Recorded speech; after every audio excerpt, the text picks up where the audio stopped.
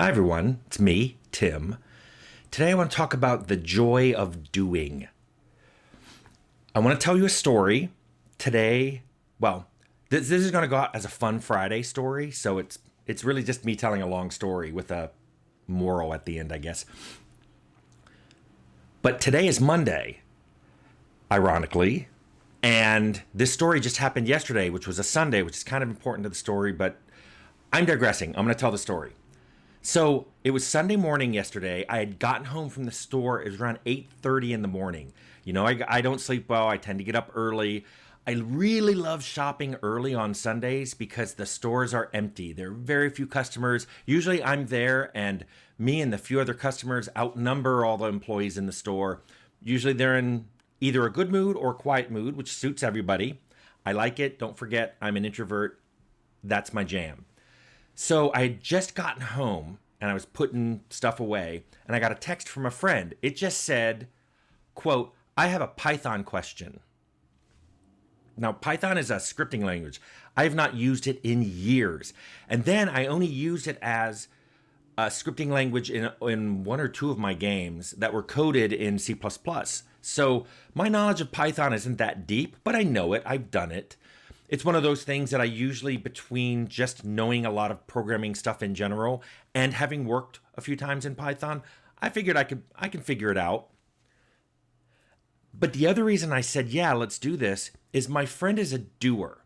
He doesn't talk about doing things. He doesn't ask vague questions like, "Hey, Tim, can you explain microcode to me?"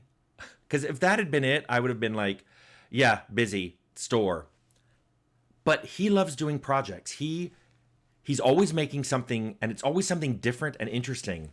And when I say he loves doing projects, it's not just a particular kind of thing. It's not, he doesn't like make a table or paint it or whatever. He is really broad spectrum. He will purchase hardware and tools for the project he wants to work on. He will wire breadboards. He will 3D print mounting for those breadboards or even housing for his entire project. So when he's done, the device he builds has a unique, specialized mounting and device housing that it sits in.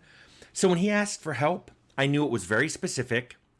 In fact, he said when I talked to him, "I need to know how to do this one thing in Python." And I'm like, great. And let me just stop here and say, if a friend of mine needs very specific help and has already tried to solve it themselves, I'm definitely going to help. It's when they've done absolutely nothing and they want vague help for everything. That's when I usually say, no, I'm busy. I can't help you. And it's because you can really fall into a rabbit hole of doing all this work for someone who just wants to be an idea person. And let me tell you, there's probably 100 of those people for every one who will literally roll up their sleeves and do something.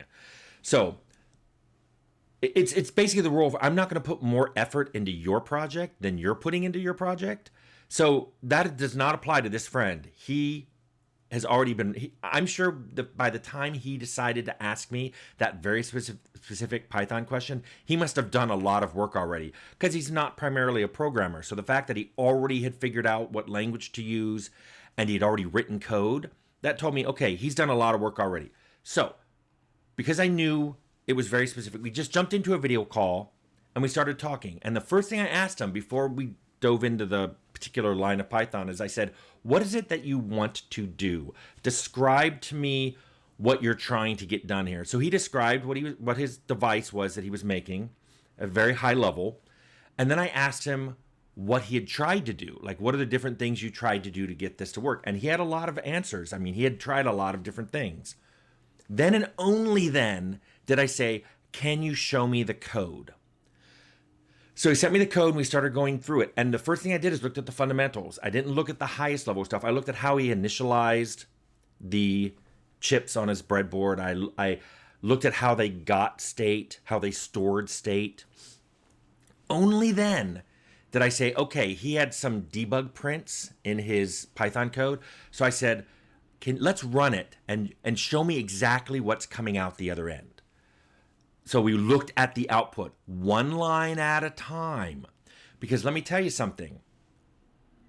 We saw a line, and then we saw another line, And then on the very third line that got printed out, I went, stop, stop, stop, stop. That shouldn't have happened. What it's saying is not, it had basically asked for, at a very fundamental level, it had called a get state method, and it wasn't working. What it returned was a non-value. It was something it couldn't do anything with. It's like when you ask something to open a file and you get a null. Or, you say, how many files do you have? And it says 0. Or actually, it doesn't give 0. It goes, I can't tell you how many files I have, which is different than 0. That's why null isn't 0. 0 might be, how many files do you have? I know how many files I have. It's 0, which is very different than how many files do you have? Null. I don't know how many files I have. It's very different than 0. This was similar. One of his fundamental get state methods didn't work. So we're like, well, that's strange. Let's go online and look at this. We went to the firmware of the chip he was using. And one of the things we noticed is that there was lots of versions of this firmware. Some had this method. Some didn't have this method. And we looked, and the version of his firmware for this chip didn't have the method. So we went back online, and at this time we looked at the schematic for the actual chip. This means we looked at the pins that were on the chip that were in the breadboard that he had wires coming out of to see what the lines in and out actually did.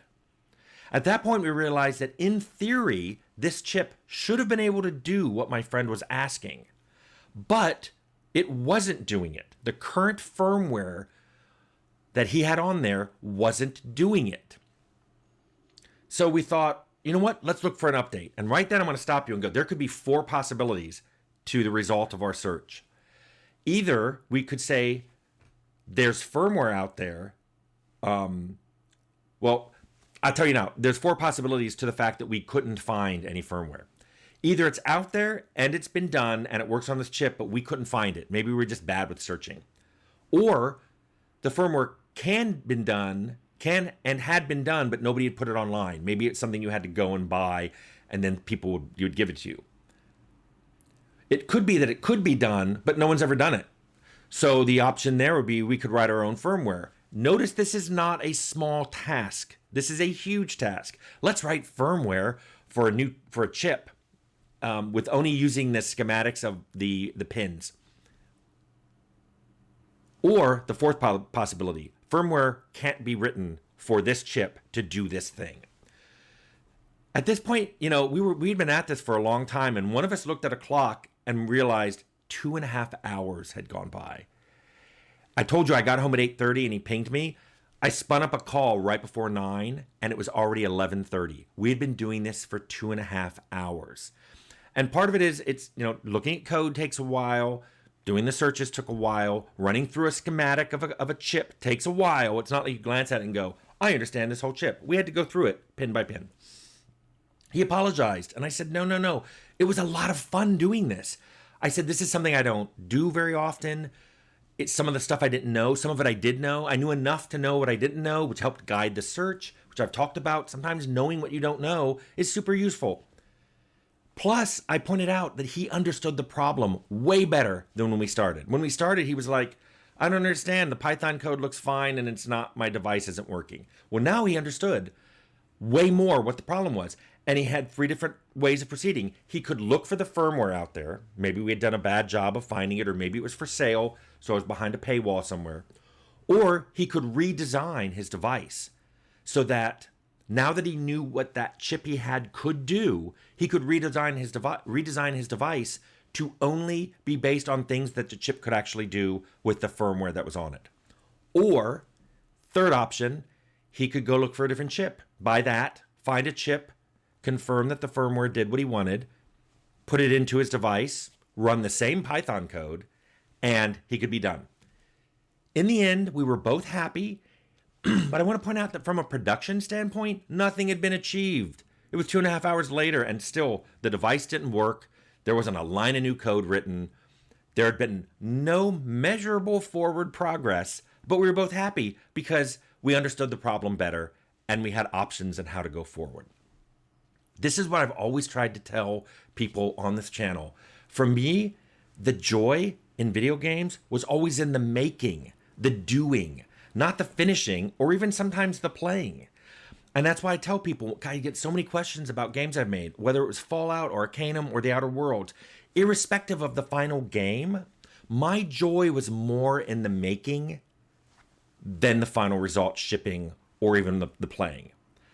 So that's what this whole Fun Friday talk has been about. I wanted to walk you through something that wasn't video games, but was still kind of in my wheelhouse, and just talk about how much fun it was to spend 2.5 hours playing around with a friend's device project that he was working on. Super fun, exactly what I like doing. If you like doing this too, you might like video games, making video games. Anyway, have a fun Friday.